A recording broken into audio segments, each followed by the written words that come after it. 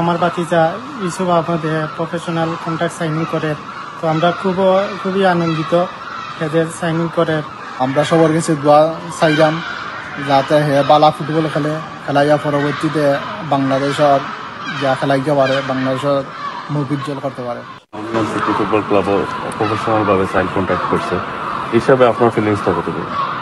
আমি তো আসলে খুব আনন্দিত যে আমার ছেলেটা অনেক দিন ধরে তার ফুটবল খেলার খুবই আগ্রহ। তারপরে আমি চিন্তা করলাম, আমি যেহেতু মৌলানা, কিন্তু ও যেহেতু ফুটবল খেলতে চায়, তো ফুটবল খেলার পাশাপাশি যাতে ওদের কাছে ইসলামের দাওয়াটা ছড়িয়ে দেওয়া যায়, সেই জন্য আমি এই প্ল্যানটা নিলাম। তাকে সবসময় আমি ট্রেনিংয়ে নিয়ে আসতাম, সবসময় তাকে আমি নিয়ে আসা যাওয়া করতাম। এখন আমি খুবই গর্ববোধ করছি যে আমার ছেলে বার্মিংহাম ফুটবল সিটি ক্লাবের প্রফেশনাল কন্ট্রাক্ট সাইন করছে। আমি তো তার সারা ক্যারিয়ার তারে যে হেল্প করছি, ফলো করছি, অ্যাডভাইস দিছি।